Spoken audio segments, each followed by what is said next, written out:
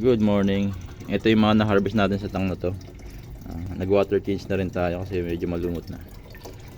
Pipili na tayo sa tatlong pair na to kung alin yung ilalagay natin. Kung itong feeder koi guppy,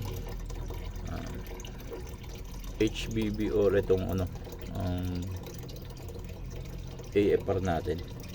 So dito natin ilalagay yung pair para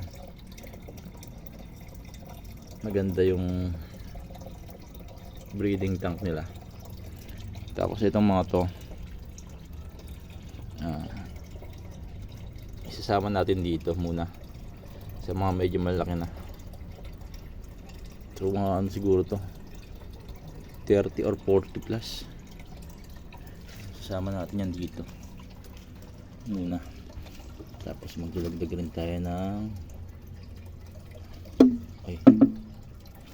yan muna kayo para maklimit konti. Andito na pala yung isang feeder koi breeder natin.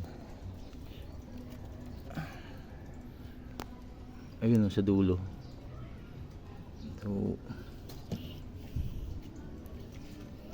yan muna siya. Baka isama ko na rin yung isang male sa isang female na feeder koi.